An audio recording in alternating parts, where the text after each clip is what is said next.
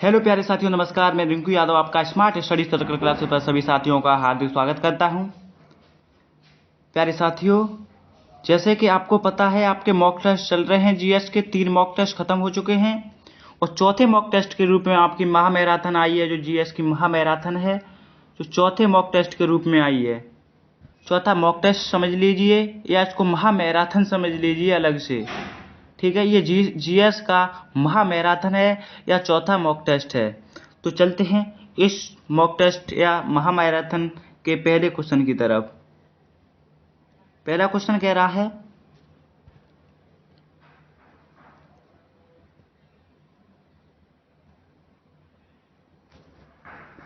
रहा है कि तुलसीदास किसके समकालीन थे। तुलसीदास थे वो किसके समकालीन थे? तो किसके थे ये तुलसीदास समकालीन? तो इसका राइट आंसर हो जाएगा कि अकबर। अकबर के समकालीन थे हमारे जो तुलसीदास जी थे, वो हमारे किसके समकालीन थे? अकबर के समकालीन थे। तो इसका B is the right answer हो जाएगा। बात क्लियर हुई? पहले क्वेश्चन समझ में आया। दूसरे क्वेश्चन की तरफ चलते हैं।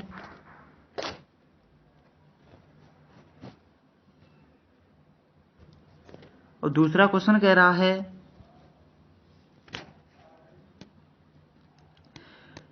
मतलब इसके नंबर इधर उधर हो गए हैं, उससे कोई दिक्कत ना माने। ये छठवां क्वेश्चन यहाँ सेट हो गया है। आपको क्वेश्चन से मतलब है, आपको ना नंबर से मतलब है, ठीक है। इसकी पीडीएफ जब बनाई थी तब नंबर इधर उधर हो गए हैं। तो क्वेश्चन नंबर 6 या 2 कुछ भी मान लीजिए। तो क्वेश्चन को पढ़िए। सबसे लंबी पर्वतमाला निम्न में से किसकी है? सबसे लंबी पर्वतमाला है वो निम्न में से किसकी है? समझ में आ रहा है? तो इसका राइट आंसर हो जाएगा एंडीज, यानी ए इज द राइट आंसर होगा। यानी एंडीज की है जो सबसे लंबी पर्वतमाला है। बात क्लियर हुई? जो हमारी सबसे लंबी पर्वतमाला निम्न में से किसकी है? तो वो एंडीज की है, जो सबसे लंबी पर्वतमाला है। बात क्लियर हुई? इसके बाद अगले क्वेश्चन की तरफ चलते हैं। अगला क्वेश्चन कह रहा है कि पेरिस किस नदी के किनारे बसा हुआ है? जो पेरिस है वो किस नदी के किनारे बसा हुआ है? तो पेरिस हमारा किस नदी के किनारे बसा हुआ है? तो इसका जो राइट आंसर हो जाएगा वो हो जाएगा सीन। यानी पेरिस है हमारा जो सीन नदी के किनारे बसा हुआ है। बात क्लियर हुई? यानी पेरिस है वो किस नदी के किनारे बसा हुआ है? सीन नदी के किनारे बसा हुआ है। तो अगले क्वेश्चन की तरफ चलते हैं। अगला क्वेश्चन कह रहा है कि किस देश को यूरोप का अखाड़ा कहा जाता है? यूरोप का अखाड़ा किस देश को कहा जाता है? तो क्वेश्चन नंबर 4 का राइट आंसर क्या होगा? सभी साथी इस क्वेश्चन का आंसर दें। सभी साथी इस क्वेश्चन का आंसर दें। किस देश को यूरोप का अखाड़ा कहा जाता है? क्वेश्चन नंबर 4 का जो राइट आंसर है वो बेल्जियम। बेल्जियम एक देश है। बेल्जियम एक देश है। इस देश को यूरोप का अखाड़ा कहा जाता है। क्या कहा जाता है? यूरोप का अखाड़ा कहा जाता है। यूरोप का अखाड़ा।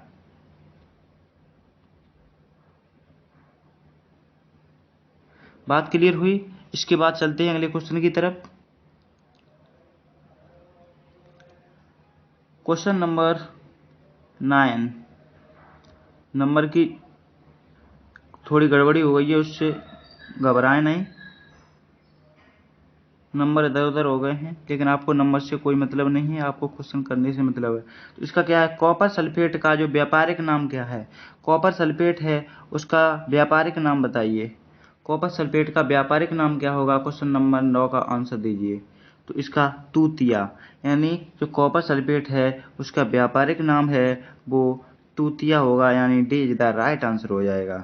क्वेश्चन क्लियर हो रहे हैं? तो इसका D is the right answer हो जाएगा। उसके बाद चलते हैं अगले क्वेश्चन की तरफ।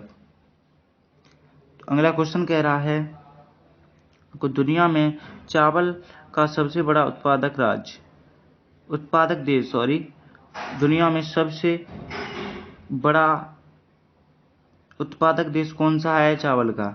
इस चावल का सबसे बड़ा उत्पादक देश कौन सा है दुनिया में? तो इसका दुनिया में चावल का सबसे बड़ा उत्पादक देश कौन सा है?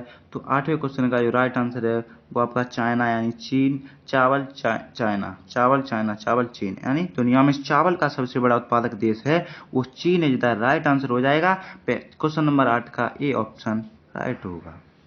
चलते हैं अगले क्वेश्चन की तरफ। अगला क्वेश्चन है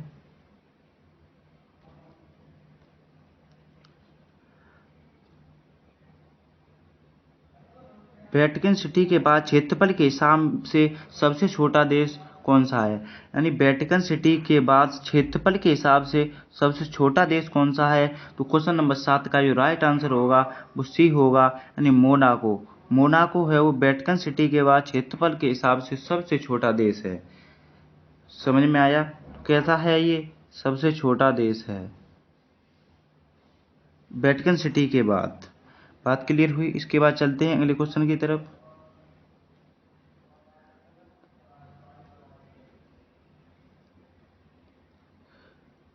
तो ये कह रहा है डॉट कॉम में कॉम का क्या अर्थ है? जो डॉट कॉम होती है उसमें कॉम का क्या अर्थ है? तो क्वेश्चन नंबर 12 का जो राइट आंसर होगा वो डी होगा, कॉमर्शियल, कॉमर्शियल। ठीक है, तो डॉट कॉम में कॉम का क्या अर्थ होता है? Commercial, and question number D is the right answer हो जाएगा। बात क्लियर हुई? इसके बाद अगले क्वेश्चन की तरफ चलते हैं। अगला क्वेश्चन है वो, अगला क्वेश्चन क्या कह रहा है समझो क्वेश्चन को।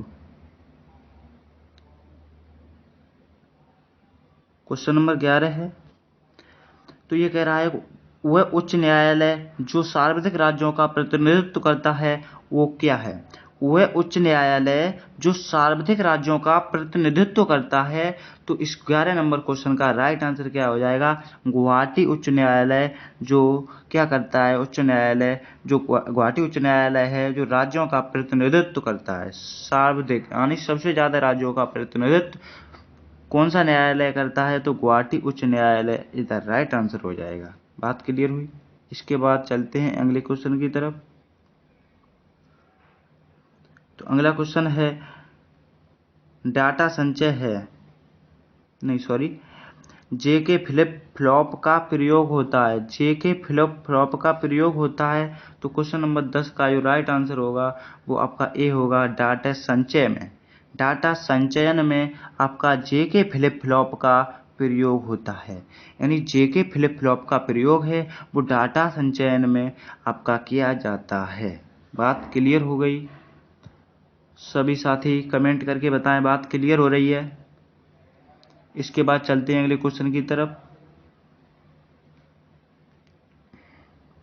तो अगला क्वेश्चन कह रहा है कि भारतीय नौसेना की स्थापना किस वर्ष हुई? भारतीय नौसेना की स्थापना किस वर्ष हुई? इंपॉर्टेंट क्वेश्चन है आपकी परीक्षा की दृष्टि से। ठीक है, स्टार लगा लीजिए इस क्वेश्चन पर। भारतीय नौसेना की स्थापना किस वर्ष हुई? तो क्वेश्चन नंबर कितना है ये हमारा? क्वेश्चन नंबर 15 का राइट आंसर बताएं। तो इसका क्या हो जाएगा? 1927 ईस्वी में भारतीय नौसेना की स्थापना हुई थी। बात क्लियर हो रही है? सभी साथियों को बात क्लियर हो रही है? इसके बाद चलते हैं अगले क्वेश्चन की तरफ। तो अगला क्वेश्चन है हमारा कि 10वां विश्व हिंदी सम्मेलन कहाँ आयोजित हुआ? यानी जो 10वां विश्व हिंदी सम्मेलन था वो कहाँ आयोजित हुआ? तो 14 नंबर क्वेश्चन का राइट आंसर हो जाएगा भोपाल और भारत में हमारा 10वां विश्व हिंदी सम्मेलन आयोजित हुआ था, नेपाल और भारत में के अंदर। तो बात क्लियर हो रही है? अगर आपको ये मैराथन अच्छी लग रही हो तो हमारी इस वीडियो को लाइक करें, और अगर चैनल पर नए हो तो चैनल को प्लीज़ चैनल को सब्सक्राइब करें। तो चैनल को सब्सक्राइब करें। ठीक है, सॉरी ये थोड़ी दिक्कत हो गई थी। चलते हैं अगले क्वेश्चन की तरफ। अगला क्वेश्चन है जो आपकी स्क्रीन पर आ चुका है कि बैली अमेरिका के किस राज्य में है? बैली है वो अमेरिका के किस राज्य में है? तो बैली आपका अमेरिका के किस राज्य में है? 13 नंबर क्वेश्चन का जो राइट आंसर होगा वो होगा कैलिफोर्निया। कैलिफोर्निया राज्य है उसके अंदर है आपका वैली, जो अमेरिका में है, जो कहाँ है, अमेरिका में है। बात क्लियर हुई। इसके बाद चलते हैं अगले क्वेश्चन की तरफ। अगला क्वेश्चन है हमारा कि खानवा का युद्ध किसके बीच हुआ था, किनके बीच हुआ था, किसके बीच हुआ था। जो खानवा का युद्ध है वो किसके बीच हुआ था। क्वेश्चन नंबर 18 का राइट आंसर क्या होगा, यानी खानवा का युद्ध है किसके बीच हुआ था, बाबर और राणा सांगा के बीच हमारा जो खानवा का युद्ध था वो खत्म हुआ था। बात क्लियर हुई। इसके बाद चलते हैं अगले क्वेश्चन की तरफ। अगला क्वेश्चन क्या है, इसकी तरफ चलते हैं। अगला क्वेश्चन है सरदार पार्टी की, स्वराज पार्टी की स्थापना किसने की। स्वराज पार्टी की स्थापना है वो किसने की थी आपकी। तो 17 नंबर क्वेश्चन का जो राइट आंसर हो जाएगा वो सी हो जाएगा, मोतीलाल नेहरू। इन्होंने आपकी क्या की थी, स्वराज पार्टी की स्थापना की थी। बात क्लियर हुई। इसके बाद चलते हैं अगले क्वेश्चन की तरफ। अगला क्वेश्चन क्या कह रहा है कि जो चुनाव आयुक्त का कार्यकाल कितने वर्ष का होता है। चुनाव आयुक्त होता है, यानी 16 नंबर क्वेश्चन का राइट आंसर क्या होगा, चुनाव आयुक्त का कार्यकाल कितना होता है। तो इसका जो कार्यकाल होता है वो 6 वर्ष होता है, यानी इसका D is the right answer हो जाएगा। बात क्लियर हुई। बात क्लियर हो रही है। आपके लिए मैं इतनी मेहनत करके मैराथन लाया हूँ, तो आप सभी साथी इस वीडियो को लाइक करें और हमारे अगर चैनल पर नए हैं तो चैनल को सब्सक्राइब करें और इस मैराथन को ज़्यादा से ज़्यादा लोगों से शेयर करें ताकि सभी साथी इस मैराथन से परिचित हो जाएं एग्ज़ाम से पहले। बात क्लियर हुई। इसके बाद चलते हैं अगले क्वेश्चन की तरफ।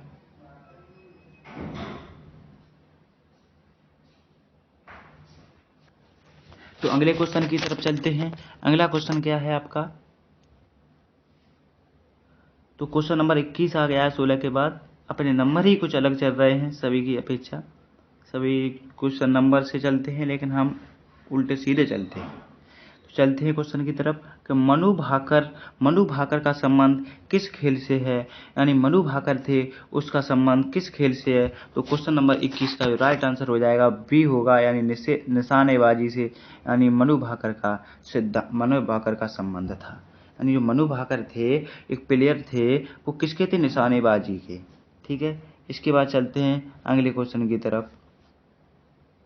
तो अगला क्वेश्चन कह रहा है आपका कि कोणार्क का सूर्य मंदिर किसने बनवाया था। कोणार्क का जो सूर्य मंदिर है वो किसने बनवाया था। जो कोणार्क का सूर्य मंदिर है आपका वो नरसिंह देव ने बनवाया था। यानी क्वेश्चन नंबर 20 का जो राइट आंसर होगा वो आपका ए इज द राइट आंसर हो जाएगा।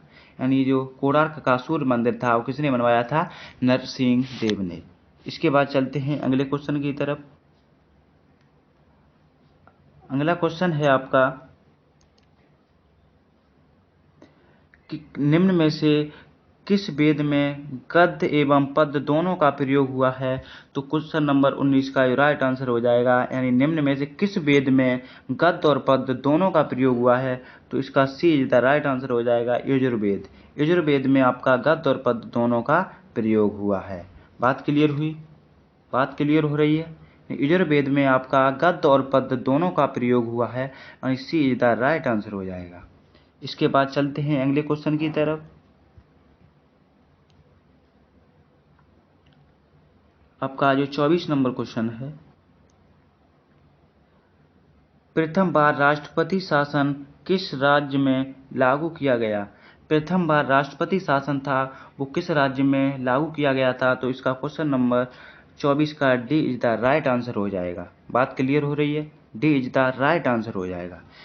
तो इसके बाद चलते हैं अगले क्वेश्चन की तरफ।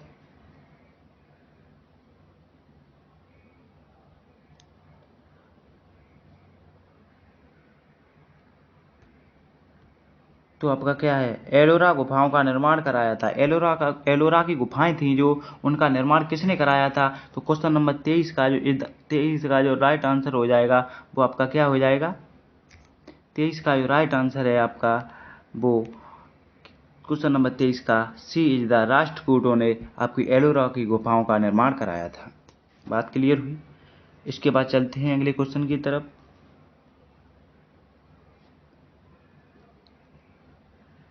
क्वेश्चन नंबर 22 है आपका, अमेजॉन के संस्थापक कौन है? अमेजॉन आप यूज करते होंगे सभी साथी।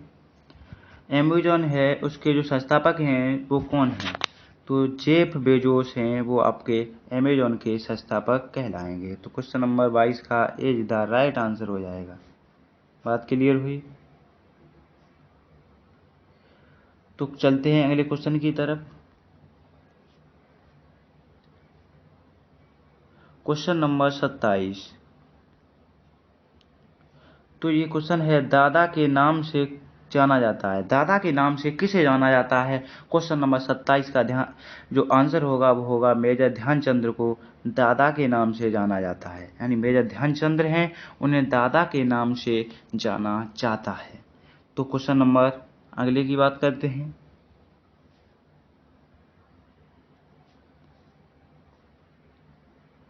इंडिया हाउस के लेखक कौन हैं? इंडिया हाउस के लेखक कौन है?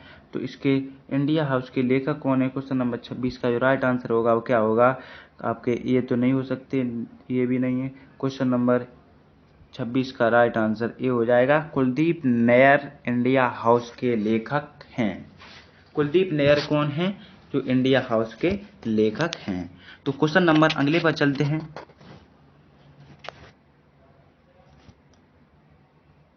अगला क्वेश्चन क्या कह रहा है? नाटो का मुख्यालय कहाँ स्थित है? मोस्ट इम्पोर्टेंट लगा लीजिए इस क्वेश्चन पर, मोस्ट इम्पोर्टेंट। ठीक है, इम्पोर्टेंट पे पावर इम्पोर्टेंट, बहुत एयरफोर्स बाई ग्रुप के लिए मोस्ट इम्पोर्टेंट है, क्वेश्चन छपने ही वाला है। तो जो नाटो है, नाटो का मुख्यालय कहाँ है? नाटो का आपका मुख्यालय ब्रसेल्स में है। यानी आपका सी इज द राइट आंसर हो जाएगा। यानी ब्रसेल्स में आपका नाटो का मुख्यालय स्थित है।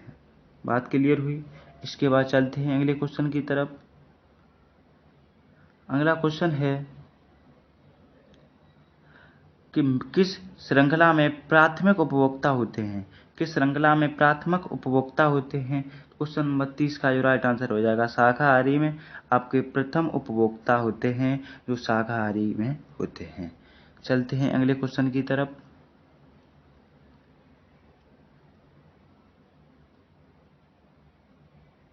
तो क्वेश्चन नंबर 29 का जो राइट आंसर क्या होगा उसको बताएं सभी साथी। रेबीज रोग किसके कारण फैलता है? तो रेबीज रोग है जो जो आपका विषाणु के कारण फैलता है। जो रेबीज रोग है वो विषाणु के कारण फैलता है। ये भी आपका क्वेश्चन इम्पोर्टेंट है, ये भी आपका क्वेश्चन इम्पोर्टेंट है। इम्पोर्टेंट पर पावर इम्पोर्टेंट लगा लीजिए। चलते हैं अगले क्वेश्चन की तरफ। तो अगला क्वेश्चन कह रहा है कि इंदिरा पॉइंट का अन्य नाम क्या है?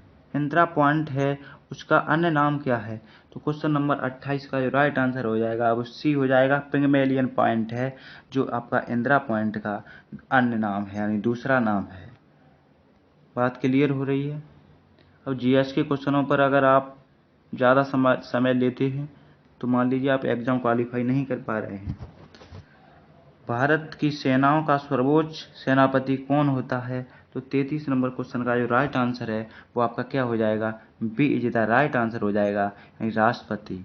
भारत की सेनाओं का जो सर्वोच्च सेनापति कौन होता है? वो आपका राष्ट्रपति होता है। बात क्लियर हुई? इसके बाद चलते हैं अगले क्वेश्चन की तरफ। अगला क्वेश्चन कह रहा है कि स्थल सेना के लेफ्टिनेंट पद पर वायुसेना के किस पद के समतुल्य होते हैं? तो 32 नंबर क्वेश्चन का राइट आंसर हो जाएगा फ्लाइंग ऑफिसर। यानी स्थल सेना के लेफ्टिनेंट पद पर वायुसेना के किस पद के समतुल्य हैं? तो फ्लाइंग ऑफिसर इसका राइट आंसर हो जाएगा। ठीक है, अगले क्वेश्चन की तरफ चलते हैं। अगला क्वेश्चन कह रहा है कि पंडित भीमसेन जोशी जिससे संबंधित हैं? यानी पंडित भीम सिंह जोशी हैं, वो किससे संबंधित हैं? इसका राइट आंसर हो जाएगा 31 नंबर क्वेश्चन का, वो हिंदुस्तानी गायक हैं। क्या हैं? हिंदुस्तानी गायक हैं, यानी सी इज द राइट आंसर हो जाएगा। बात क्लियर हुई? चलते हैं अगले क्वेश्चन की तरफ। अगला क्वेश्चन है कि Tata iron and steel company की स्थापना दरबजी टाटा द्वारा की गई थी। वो कौन सी सन में की गई थी? टाटा आयरन एवं टाटा स्टील कंपनी की खोज वो आपको बतानी है। क्वेश्चन नंबर जो 36 है उसका राइट आंसर हो जाएगा, वो सी हो जाएगा 1907 ईस्वी में। बात क्लियर हुई? इसके बाद चलते हैं अगले क्वेश्चन की तरफ। अगला क्वेश्चन है, वृक्षों की एक प्रसिद्ध प्रजाति सुंदर पाई जाती है, यानी वृक्षों की जो एक प्रसिद्ध प्रजाति होती है वो सुंदर पाई जाती है। तो क्वेश्चन नंबर जो 35 है उसका जो राइट आंसर हो जाएगा वो मैंग्रोव वन हो जाएगा। मैंग्रोव वन में वृक्षों की एक सुंदर प्रसिद्ध प्रजाति पाई जाती है। तो मैंग्रोव वन यानी D is the right answer हो जाएगा। चलते हैं अगले क्वेश्चन की तरफ। तो अगला क्वेश्चन है, निम्नलिखित में से किसका खनन उड़ीसा के बादाम पहाड़ खानों से किया जाता है? यानी निम्नलिखित में से किसका खनन है वो उड़ीसा के बादाम पहाड़ खानों से किया जाता है? 34 नंबर क्वेश्चन का जो राइट आंसर है वो आपका क्या हो जाएगा? D. D is the right answer हो जाएगा। बात क्लियर हुई?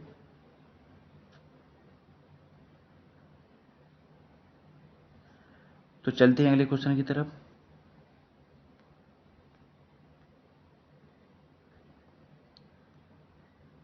क्वेश्चन नंबर 39 है कि एक बाइट के बराबर कितने बिट होते हैं? यानी 39 नंबर क्वेश्चन का जो राइट आंसर है वो 8 होते हैं। यानी एक बाइट के बराबर कितने होते हैं? 8 बाइट होते हैं। एक बाइट के बराबर कितने बिट होते हैं? बिट होते हैं 8 होते हैं बिट आपके। ठीक है, इसके बाद हम थोड़ा मोटिवेट करेंगे। मंजिल ने हौसलों से कहा, यानी मंजिल ने हौसलों से कहा तेरी बस की बात नहीं, और हौसलों ने मंजिल की आंखों में आंखें डाल के कहा चल छुट्टी, तेरी इतनी औकात नहीं। तो आप इस मैराथन को अच्छे से लें। देखिए, मंजिलों ने हौसलों से कहा तेरे बस की बात नहीं, हौसलों ने मंजिलों की आंखों में आंखें डाल के कहा चल छुट्टी, तेरी इतनी औकात नहीं। तो चलते हैं अगले क्वेश्चन की तरफ। अगला क्वेश्चन है आपका 38 नंबर क्वेश्चन। यदि पूर्व में गुहार मोती, उत्तर में सियाचिन ग्लेशियर है तो दक्षिण में क्या होगा? तो 38 नंबर क्वेश्चन का जो राइट आंसर है वो आपका क्या होगा? तो आपका बी होगा, जो कन्याकुमारी है। कन्याकुमारी है। यार, पूर्व में गुहार मोती, उत्तर में सियाचिन ग्लेशियर है तो दक्षिण में क्या होगा? कन्याकुमारी होगी। बात क्लियर हुआ? तो इसके बाद चलते हैं अगले क्वेश्चन की तरफ।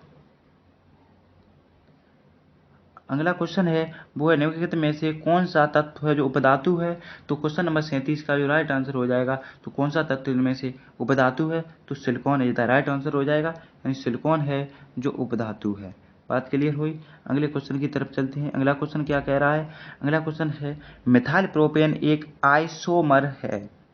आइसोमर हेरू, यानी मिथाइल प्रोपेन है वो आइसोमर हेरू है। वो कौन सा ऑप्शन होगा इसमें से? 42 नंबर क्वेश्चन का जो राइट आंसर हो जाएगा वो हो जाएगा एन ब्यूटेन, यानी जो मिसाइल प्रोपेन एक आइसोमर है जो एन ब्यूटेन है। एन ब्यूटेन है। इसके बाद चलते हैं अगले क्वेश्चन की तरफ। अगला क्वेश्चन है, अनुच्छेद मुफ्त कानूनी सहायता और समान न्याय प्रदान करता है। अरे, भारतीय संविधान का कौन सा अनुच्छेद है जो मुफ्त कानूनी सहायता और समान न्याय प्रदान करता है? तो 41 नंबर क्वेश्चन का जो राइट आंसर है वो 39A इसका राइट आंसर हो जाएगा। बात क्लियर हुई? इसके बाद चलते हैं।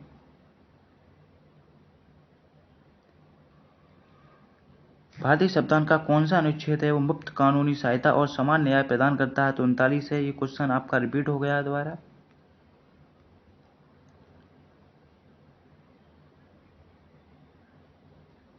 इसके बाद है, रंगभेद के बाद दक्षिण अफ्रीका के पहले राष्ट्रपति कौन थे? रंगभेद के बाद दक्षिण अफ्रीका के जो पहले राष्ट्रपति थे वो कौन थे? तो 40 का आपका राइट आंसर हो जाएगा, नेल्सन मंडेला आपके राष्ट्रपति थे रंगभेद के बाद दक्षिण अफ्रीका के। बात क्लियर हुई? इसके बाद चलते हैं। अगले नंबर क्वेश्चन की तरफ। तो ये है निम्नलिखित में से कौन एक ऑपरेटिंग सिस्टम है। तो इसका जो राइट आंसर हो जाएगा 44 नंबर क्वेश्चन का, वो आपका सी हो जाएगा, यानी यूनिक्स है जो आपका ऑपरेटिंग सिस्टम है। बात क्लियर हुई। यूनिक्स है जो आपका ऑपरेटिंग सिस्टम है, तो इसका राइट आंसर क्या होगा, सी हो जाएगा, सी हो जाएगा। बात क्लियर हुई। नहीं सॉरी, इसमें तीनों होंगे, हमने तुरंत यूनिक्स ही देखा है तो यूनिक्स पे ही लगा दिया, लेकिन ये भी हमारे इसमें हो रहे हैं, तो इसका जो राइट आंसर हो जाएगा ऑल हो जाएगा, ऑल ऑफ दी सभी। बात क्लियर हुई। इसके बाद चलते हैं अगले क्वेश्चन की तरफ।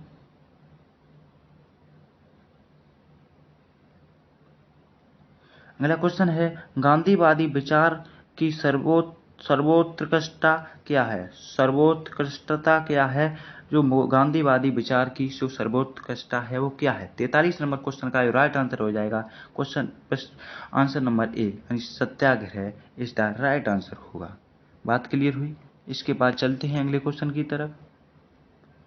जो अगला क्वेश्चन है, सभी साथी सेशन को शेयर करें, सभी साथी प्लीज सेशन को शेयर करें।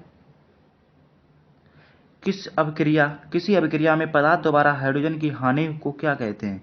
किसी अभिक्रिया में पदार्थ द्वारा हाइड्रोजन की हानि को क्या कहते हैं। तो 46 नंबर क्वेश्चन का जो राइट आंसर हो जाएगा वो बी हो जाएगा, यानी ऑक्सीकरण कहते हैं। किसी अभिक्रिया में पदार्थ द्वारा हाइड्रोजन की हानि को हम क्या कहते हैं, ऑक्सीजन कहते हैं, ऑक्सीकरण कहते हैं।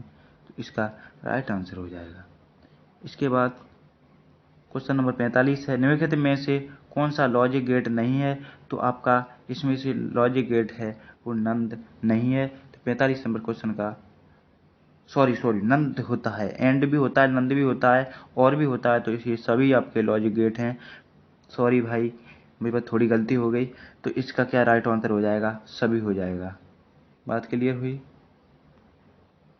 अगले क्वेश्चन की तरफ चलते हैं। इसका क्वेश्चन का आंसर क्षैतिज रूप से पृथ्वी को घेरने वाली काल्पनिक रेखाएं क्या कहलाती हैं। क्षैतिज रूप से जो पृथ्वी को घेरती हैं वे काल्पनिक रेखाएं आपकी क्या कहलाती हैं। तो 49 नंबर क्वेश्चन का जो राइट आंसर है वो ए हो जाएगा, यानी अक्षांशीय रेखाएं कहलाती हैं। बात क्लियर हुई। अक्षांशीय रेखाएं कहलाती हैं, क्षैतिज रूप से पृथ्वी को घेरने वाली रेखाएं अक्षांशीय रेखाएं कहलाती हैं। इसके बाद चलते हैं अगले क्वेश्चन की तरफ। निम्नलिखित में से कौन सा ठोस में द्रव कोलाडी विलयन का उदाहरण है। तो 48 नंबर का क्वेश्चन का आंसर होगा, क्या होगा, निम्नलिखित में से एक ठोस में द्रव के कोलाडी विलयन का उदाहरण है वो पनीर है आपका। सी इज द राइट आंसर हो जाएगा क्वेश्चन नंबर 48 का। इसके बाद चलते हैं अगले क्वेश्चन की तरफ। मैं आपको इस मैराथन के अंदर बहुत इंपॉर्टेंट क्वेश्चन लाया हूँ परीक्षा की दृष्टि से। निम्नलिखित में से कौन सा कथन सही है। तो इसमें कौन सा कथन सही है, 3 कथन दिए हैं हमारे। धात्विक ऑक्साइड क्षारक ऑक्साइड कहलाते हैं। धात्विक ऑक्साइड हैं वो क्षारक ऑक्साइड कहलाते हैं, बिल्कुल सही है। अधात्विक ऑक्साइड हैं वो क्षारीय प्रकृति के होते हैं, नहीं होते हैं ऐसा। सभी अम्लों में समान रासायनिक गुण होते हैं, ये भी नहीं होता है। तो एक हो जाएगा इसका ओनली 1 एंड 2। ओनली 1 वाला कौन सा ऑप्शन है आपका, ए इज द राइट आंसर हो जाएगा। तो इसका मतलब अधात्विक ऑक्साइड क्षारीय प्रकृति के होते हैं, ये भी आपका सही है। बात क्लियर हुई। ये दोनों आपके सही हैं। चलते हैं अगले क्वेश्चन की तरफ।